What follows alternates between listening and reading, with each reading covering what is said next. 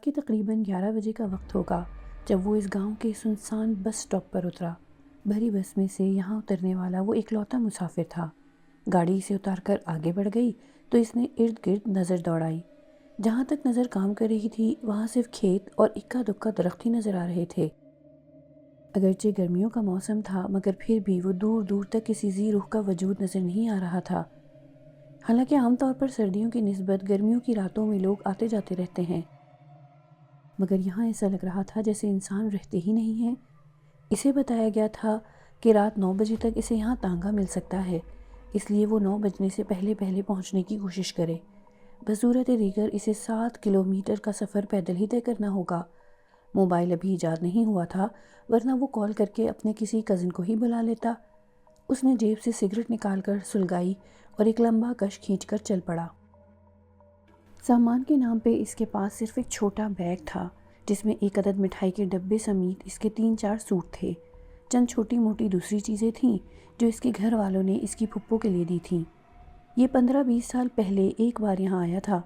صبح یہ نکلا تو جلدی ہی تھا مگر ایک تو سفر زیادہ تھا، دوسرا گاڑی خراب ہو گئی تھی جس کی وجہ سے اسے رات ہو گئی۔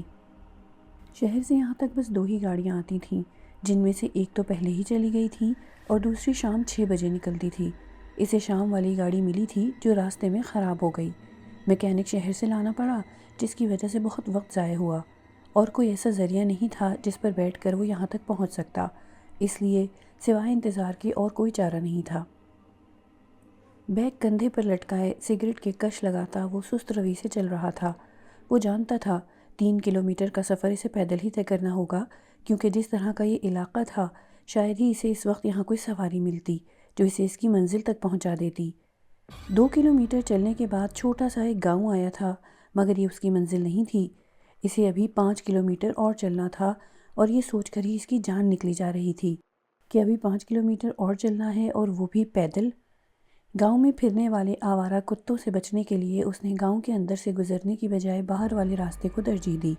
اسے اتنا تو یاد تھا کہ اس کے بعد ایک اور گاؤں آنا ہے، پھر 3 کلومیٹر کے بعد اس کی پھپھو کا گاؤں ہے جہاں اس نے جانا ہے۔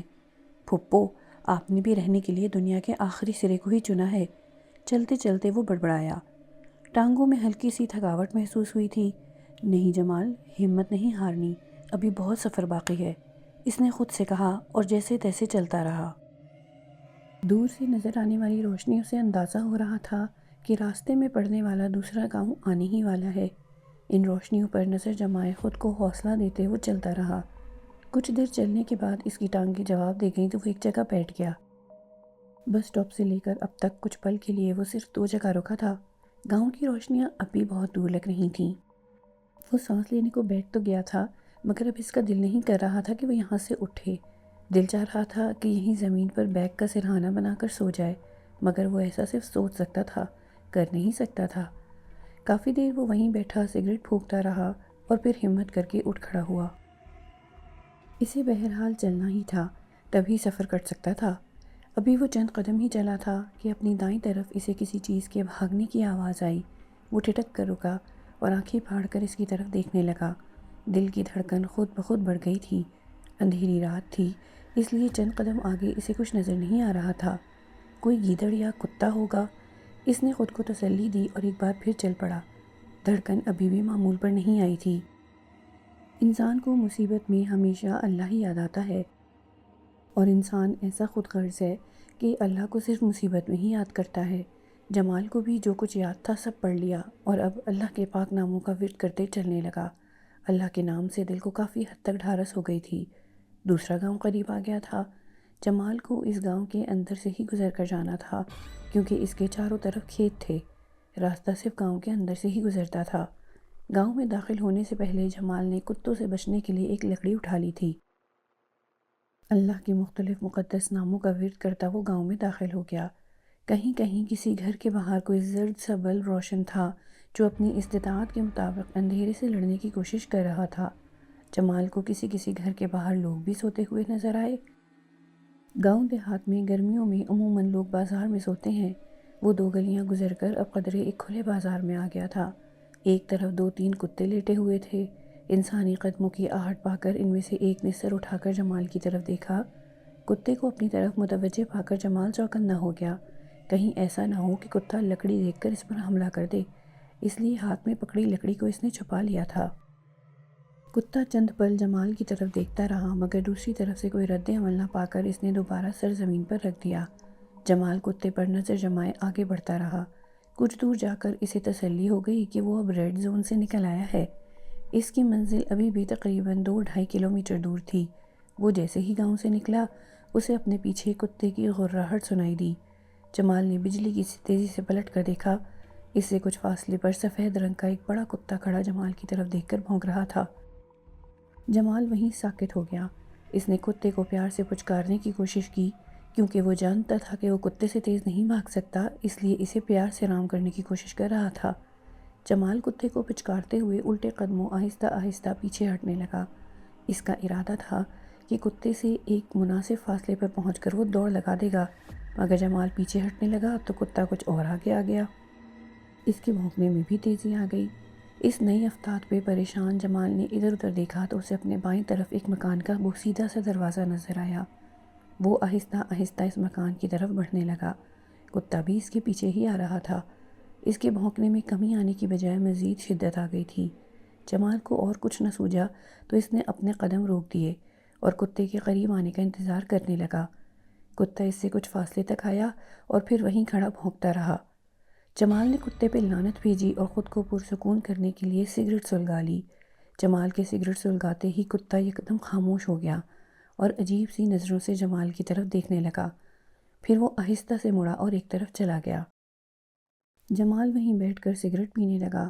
اس نے سوچا تھا کہ کچھ دیر یہاں بیٹھ کر تھکاوٹ دور کرے گا اور پھر آگے چل پڑے گا۔ اس کی ٹانگیں اگرچہ اب جواب دے چکی تھیں، مگر مسئلہ یہ تھا کہ یہاں اس کا ایسا کوئی جاننے والا نہیں تھا جس کے پاس وہ رات گزار سکتا۔ سگریٹ ختم کر کے وہ کافی دیر تک وہیں بیٹھا رہا۔ ہمت کرو جمال، منزل قریب ہے، اس نے خود سے کہا اور اٹھ کھڑا ہوا۔ عین اسی لمحے اس مکان کا وہی بوسیدہ دروازہ کھلا اور اس میں سے ایک جوان لڑکی نکل کر آہستہ آہستہ چلتی جمال کے قریب پہنچ گئی۔ اگر جمال اسے گھر سے نہ نکلتے دیکھتا تو یہی سمجھتا کہ یہ کوئی چڑیل ہے، مگر اس نے اپنی آنکھوں سے دروازہ کھلتے اور اس لڑکی کو باہر آتے دیکھا تھا۔ آپ کون ہیں اور رات کے اس پہر یہاں کیا کر رہے ہیں؟ لڑکی نے قریب آتے ہی جمال سے پوچھا۔ 16-17 سال کی وہ ایک خوبصورت لڑکی تھی جس نے عام سادہ سے کپڑے پہن رکھے تھے۔ مجھے اس گاؤں میں جانا ہے، جمال نے ہاتھ سے ایک طرف اشارہ کرتے ہوئے کہا۔ نہ چاہتے ہوئے بھی جمال کی نظریں اس لڑکی کے پاؤں کی طرف چلی گئیں۔ ڈرو نہیں، میں چڑیل نہیں ہوں، جمال کی نظروں کا مطلب سمجھتے ہوئے لڑکی نے مسکرا کر کہا۔ جمال شرمندہ سا ہو کر مسکرا دیا۔ آپ کہاں سے آئے ہیں؟ لڑکی نے دوسرا سوال کیا۔ جمال نے اسے اپنے شہر کا نام بتایا اور یہ بھی کہ اس گاؤں میں اس کی پھپھو رہتی ہیں، جن سے ملنے وہ یہاں آیا تھا اور گاڑی خراب ہونے کی وجہ سے لیٹ ہو گیا۔ اس گاؤں کی لڑکیاں ہمارے اسکول میں پڑھتی تھیں، ان میں سے ایک لڑکی میری کلاس فیلو اور بہت اچھی دوست تانیہ بھی تھی۔ پتہ نہیں وہ اب کہاں ہوگی، کئی سال ہو گئے اسے دیکھا ہی نہیں۔ لڑکی نے عجیب سے دکھ بھرے لہجے میں حسرت سے کہا۔ تانیہ تو میری کزن کا بھی نام ہے، جمال نے اچانک کہا اور اپنے پھپھا کا نام بتا کر پوچھا، کہیں وہ تانیہ وہی تو نہیں؟ جمال کی پھپھا کا نام سنتے ہی لڑکی کی آنکھوں میں چمک سی ابھری۔ ہاں ہاں بالکل وہی ہے، اس کے ابو کا نام بھی یہی تھا۔ آپ اس کے کزن ہیں؟ لہجہ اشتیاق بھرا تھا۔ ہاں، میں اس کا کزن ہوں، جمال نے کہا اور ساتھ ہی اس کا نام پوچھ لیا۔ میرا نام سونیا ہے، سب مجھے سونی کہتے تھے، لڑکی نے کہا تو جمال اس کے آخری لفظ پر چونک پڑا۔ کہتے تھے؟ کیا مطلب، اب نہیں کہتے؟ جمال نے کہا تو سونیا گڑبڑا سی گئی۔ نہیں، میرا مطلب ہے کہ کہتے ہیں۔ جمال خاموش ہو گیا۔ اس نے سوچا شاید لفظی غلطی ہے۔ حیرت کی بات یہ تھی کہ وہ کافی دیر سے یہاں کھڑی اسے گفتگو کر رہی تھی، جیسے اسے کوئی جلدی ہی نہیں ہے اور نہ ہی اسے گھر والوں کی طرف سے کوئی مسئلہ ہے۔ آپ ایسا کریں، ہمارے گھر رات گزار لیں، صبح ہوتے ہی چلے جانا، ویسے بھی آپ نے کافی سفر پیدل طے کیا ہے، تھک گئے ہوں گے۔ میں وہاں کھڑی دیکھ رہی تھی جب آپ کو کتے نے گھیر لیا تھا، مجھے کتوں سے بہت ڈر لگتا ہے، اس لیے میں چھپ کر دیکھتی رہی۔ سونیا کے آخری الفاظ پر جمال کو ہنسی آ گئی۔ لڑکی کی آفر بری نہیں تھی۔ جمال سوچنے لگا کہ واقعی پیدل چل چل کر وہ تھک تو چکا تھا، مگر یوں کسی اجنبی لڑکی کے گھر میں رات گزارنا بھی ٹھیک نہیں تھا۔ شاید اس کے گھر والوں کو یہ بات اچھی نہ لگے، جمال نے سوچا اور اپنے خیالات کا اظہار اس لڑکی سے بھی کر دیا۔ گھر میں صرف میری ماں ہے، لڑکی نے کہا تو جمال کو مزید حیرت ہوئی۔ آپ میری دوست کی کزن ہیں تو میرے لیے بھی اجنبی نہیں رہے؟ لڑکی نے مسکرا کر کہا تو جمال کو اپنے سوال کا جواب مل گیا۔ لڑکی نے ازراہ ہمدردی جمال سے رات گزارنے کا کہا تھا تاکہ اسے مزید کوئی پریشانی نہ ہو، وہ صبح آرام سے یہاں سے جا سکتا تھا۔ جمال نے ایک پل سونیا کے آفر پر غور کیا اور پھر اپنا بیگ اٹھا کر اس کے ساتھ چل پڑا۔ مزید 2 کلومیٹر کا سفر طے کرنے کی بجائے بہتر تھا باقی بچنے والی رات وہ یہاں گزار کر صبح ہوتے ہی آگے روانہ ہو جاتا۔ گھر میں داخل ہوتے ہی جمال کو شدید حیرت ہوئی۔ ایک کمرے کے آگے چھوٹے سے صحن میں 2 چارپائیاں بچھی ہوئی تھیں، جن میں سے ایک پر کوئی وجود چادر اوڑھے سو رہا تھا جبکہ دوسری خالی تھی جو شاید سونیا کی تھی۔ جمال کو حیرت اس بات پر ہوئی تھی کہ گھر بالکل بھی صاف ستھرا نہیں تھا، ایسے لگتا تھا جیسے یہاں ایک عرصے سے کوئی رہتا ہی نہیں تھا۔ اکلوتے کمرے کا دروازہ بھی غائب تھا۔ آپ اس پر لیٹ جائیں، سونیا نے ایک طرف پڑی چارپائی کی طرف اشارہ کرتے ہوئے جمال سے کہا۔ جمال کو لگا کہ گھر میں یہ دونوں ہی رہتی ہیں اور شاید کوئی ذریعہ معاش بھی نہیں ہے، اس لیے غربت کی وجہ سے گھر کا یہ حال ہے۔ جمال نے بنا کوئی سوال کیے اپنا بیگ زمین پر رکھا اور چارپائی کے اوپر لیٹ گیا۔ آپ کو بھوک تو نہیں لگی؟ سونیا کو شاید خیال آیا کہ جمال بھوکا ہوگا۔ جمال کو اگرچہ بھوک محسوس ہو رہی تھی مگر اس نے گھر کی حالت اور وقت کے پیش نظر کہہ دیا کہ اسے بھوک نہیں ہے۔ وہ نہیں چاہتا تھا کہ اس کی وجہ سے رات کے اس وقت یہ لوگ تنگ ہوں۔ بیٹی کون ہے؟ اچانک ہی سونیا کی ماں نے منہ سے چادر ہٹا کر پوچھا۔ امی مسافر ہے، اسے دوسرے گاؤں جانا ہے۔ میں نے کہا رات زیادہ ہو گئی ہے، ہمارے گھر رات گزار لے صبح چلے جانا۔ سونیا نے اپنی ماں کو جواب دیا۔ اچھا کیا بیٹی، شاید یہ ہمارے کام آ جائے، سونیا کی ماں نے کہا اور چادر دوبارہ اپنے اوپر کھینچ لی۔ جمال سونیا کی والدہ کے الفاظ شاید یہ ہمارے کام آ جائے سن کر چونکا۔ میں آپ کے کیا کام آ سکتا ہوں؟ جمال سونیا سے مخاطب تھا۔ کچھ نہیں، آپ آرام کریں، امی نے تو بس یوں ہی کہہ دیا ہے۔ سونیا نے جمال کو ٹال دیا۔ جمال چپ ہو گیا، البتہ اس کے ذہن میں ابھی بھی کئی سوالات تھے۔ شاید یہ لوگ اس سے مالی مدد چاہتے ہوں، جمال نے سوچا اور کروٹ بدل لی۔ اس نے سوچ لیا تھا کہ صبح جانے سے پہلے وہ ان لوگوں کی مدد ضرور کرے گا۔ تھکاوٹ کی وجہ سے جمال کو جلد ہی نیند نے آ لیا۔ صبح سورج کی کرنیں اس پر پڑیں تو وہ نیند سے جاگا تھا۔ پہلے پہل تو اسے سمجھ ہی نہیں آئی کہ وہ کہاں ہے، پھر رات کا سارا منظر اس کی آنکھوں کے سامنے گھوم گیا۔ وہ جلدی سے چارپائی سے اٹھا اور ادھر ادھر دیکھا، وہاں سوائے اس کے اور کوئی زیرو نہیں تھا۔ البتہ صحن میں 2 ٹوٹی سی چارپائیاں موجود تھیں مگر ان کو دیکھ کر لگتا تھا جیسے برسوں سے ان پر کوئی لیٹا ہی نہیں ہے۔ جمال کچھ دیر بیٹھا یوں ہی انتظار کرتا رہا کہ شاید سونیا یا اس کی امی آ جائیں، مگر 10 منٹ تک جب کوئی نہ آیا تو وہ سونیا کو آواز دیتا اندر کمرے کی طرف چل پڑا۔ کمرے میں ایک ٹوٹی کرسی کے علاوہ اور کچھ بھی نہیں تھا۔ کمرے کی حالت بھی گھر جیسی ہی تھی۔ جمال کو سمجھ نہیں آ رہا تھا کہ وہ کیا کرے۔ رات والا سارا واقعہ اسے خواب کی طرح لگ رہا تھا مگر جمال کی اس گھر میں موجودگی بھی حقیقت تھی جو یہ ظاہر کر رہی تھی کہ جمال اس گھر میں اپنی مرضی سے نہیں آیا تھا۔ یقیناً اسے کوئی لایا تھا۔ اسے یہاں لانے والی وہ لڑکی اب نظر نہیں آ رہی تھی اور گھر کی حالت سے لگ رہا تھا جیسے برسوں سے یہاں کوئی رہتا ہی نہیں ہے۔ جمال دل میں عجیب سی کشمکش لیے گھر سے نکل کر آگے چل پڑا۔ جمال کو اس گھر سے نکلتے دیکھ کر لوگوں نے عجیب سی نظروں سے دیکھا، جیسے جمال انسان کی بجائے کوئی دوسری مخلوق ہو۔ اپنی پھپھو کے گاؤں میں پہنچنے تک جمال رات والے واقعے کے بارے میں ہی سوچتا رہا۔ جمال کی پھپھو اور کزنز اسے اچانک دیکھ کر بہت خوش ہوئے تھے۔ ان کے پوچھنے پر جمال نے بتایا کہ وہ رات آیا تھا، لیٹ ہونے کی وجہ سے پچھلے گاؤں میں کسی نے اسے اپنے گھر روک لیا تھا، اس لیے وہ صبح صبح یہاں آ گیا ہے۔ جمال نے مختصر بتایا۔ رات والا واقعہ وہ گول کر گیا تھا۔ تیسرے دن جمال کا کزن اس کو لے کر اپنے ایک دوست کو ملنے گیا۔ یہ وہی گاؤں تھا جہاں جمال کو وہ لڑکی ملی تھی۔ باتوں باتوں میں جمال نے اپنے کزن کے دوست سے اسی گھر کے بارے میں پوچھا تو وہ لڑکا چونک پڑا۔ بھائی، آپ یہ کیوں پوچھ رہے ہیں؟ اس لڑکے نے کہا تو جمال نے ساری بات تفصیل سے اسے بتا دی۔ جمال کی بات سن کر اس کا کزن اور دوست دونوں اچھل پڑے۔ وہ دونوں جمال کو ایسے گھور رہے تھے جیسے انہیں اس کے دماغی توازن پر شبہ ہو۔ کیا ہوا؟ ایسے کیوں دیکھ رہے ہو؟ جمال نے حیرت سے پوچھا تو جواب میں جو کچھ انہوں نے بتایا اسے سن کر جمال کو سکتہ ہو گیا۔ اس کے کزن نے بتایا کہ جمال جس کی بات کر رہا ہے وہ مکان کئی سالوں سے بند پڑا ہے۔ اس گھر میں واقعی ماں بیٹی رہتی تھیں۔ مذہب کے لحاظ سے وہ عیسائی تھیں مگر دونوں ماں بیٹی بہت اچھی انسان تھیں۔ اس گاؤں میں عیسائیوں کے اور بھی کئی گھر ہیں اور سب بہت اچھے اور ملنسار لوگ ہیں۔ سونیا اس کی ماں بھی ویسی ہی تھی۔ ایک رات کسی کو بنا کچھ بتائے پتہ نہیں وہ دونوں کہاں چلی گئیں۔ گاؤں کے لوگوں نے انہیں تلاش کرنے کی پوری کوشش کی مگر ان کا کوئی سراغ نہ ملا۔ اور تم کہہ رہے ہو کہ تم نے کل رات ان کو اسی گھر میں دیکھا ہے؟ جمال کے کزن نے اس کی طرف دیکھتے ہوئے کہا۔ جمال نے اسے سونیا کی عمر اور خد و خال بتائے تو اس کے کزن کا دوست چونک پڑا۔ ہاں ہاں بالکل وہ ایسی ہی تھی، اس کے دوست نے جوش سے کہا۔ بات کسی کی بھی سمجھ میں نہیں آ رہی تھی۔ تینوں اٹھ کر اس مکان کو دیکھنے چل پڑے۔ وہاں سوائے خاموشی کے اور کچھ بھی نہیں تھا۔ جمال نے گھر کا جو نقشہ ان کو بتایا تھا ہو بہو وہ ویسا ہی تھا۔ چارپائیاں اب بھی ویسی ہی پڑی تھیں۔ ذہن میں کئی سوال لیے وہ تینوں واپس آ گئے۔ البتہ جمال کو یہ ضرور پتہ چل گیا تھا کہ سونیا نامی وہ لڑکی اگر چڑیل نہیں تھی تو انسان بھی نہیں تھی۔ اسے یاد آیا کہ اس رات اس پہ جو کتا بھونک رہا تھا وہ دراصل جمال کو نہیں بلکہ سونیا کو دیکھ کر بھونک رہا ہوگا، کیونکہ جمال نے سگریٹ سلگائی تو کتا خاموش ہو گیا تھا۔ سونیا نے کہا تھا کہ وہ اسے کب سے دیکھ رہی ہے مگر آگے نہیں آئی کیونکہ اسے کتوں سے ڈر لگتا ہے۔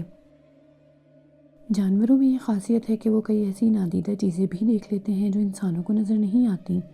جمال نے اپنی کزن تانیہ کو ساری بات بتائی تو وہ اچھل پڑی۔ بالکل بھائی، سونیا نام کی ایک عیسائی لڑکی میرے ساتھ پڑھتی تھی اور کئی سال پہلے وہ جب کئی دن اسکول نہیں آئی تو ٹیچر نے اس کے گھر اسکول کے چوکیدار کو بھیجا۔ چوکیدار کے مطابق سونیا اور اس کی امی پراسرار طور پر لاپتہ ہیں اور اب آپ کہہ رہے ہیں کہ وہ آپ کو اپنے ہی گھر میں ملی ہے، شاید وہ واپس آ گئی ہو۔ تانیہ نے اپنا خیال پیش کیا مگر جمال جانتا تھا کہ بات کچھ اور ہے۔ اگر وہ واپس آ گئی ہوتی تو ان کے گھر کی ویسی حالت نہ ہوتی اور وہ دن میں بھی انہیں ملتی۔ اس کے گاؤں والے بھی ان کی واپسی سے لا علم تھے۔ جمال نے تہیہ کر لیا تھا کہ وہ اس کہانی کا پتہ لگا کر رہے گا۔ اگلی رات وہ اسی گاؤں میں اپنے کزن کے دوست کے گھر موجود تھا۔ رات کے 11:30 بجے وہ اس کے گھر سے نکلا اور سونیا کے گھر کے باہر آ کر بیٹھ گیا۔ اسے وہاں بیٹھے صبح ہو گئی مگر اس کا مقصد پورا نہیں ہوا۔ اسے سونیا نظر نہیں آئی تھی۔ اگلی رات وہ پھر وہیں موجود تھا۔ رات 12:30 بجے کا وقت ہوگا جب جمال کو سونیا کے گھر کے پاس سفید سا ایک ہیولا نظر آیا۔ جمال فوراً اس کی طرف چل پڑا۔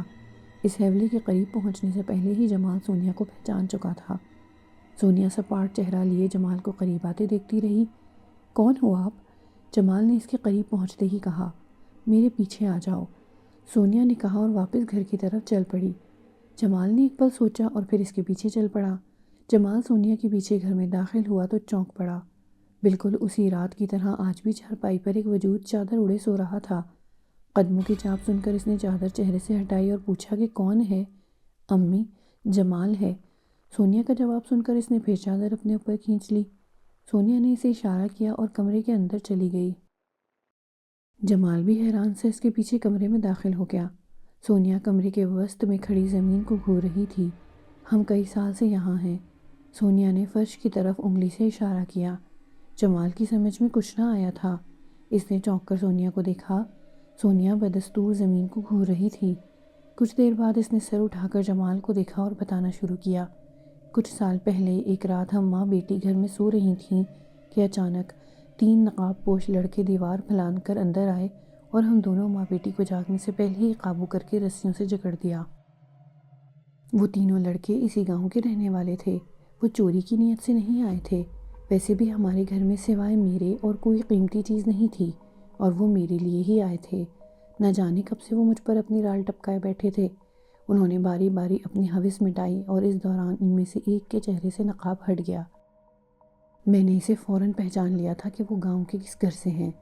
میں نے سوچ لیا تھا کہ سارے گاؤں کے سامنے ان کو ذلیل کروں گی اور شاید یہ بات وہ بھی جان گئے تھے، اس لیے انہوں نے مجھے اور میری ماں کو خنجر مار کر قتل کر دیا۔ میری آنکھ کھلی تو وہ ہمارے کمرے کے کچے فرش کی مٹی برابر کر رہے تھے۔ ایک طرف میری ماں بیٹی خاموشی سے انہیں دیکھے جا رہی تھی۔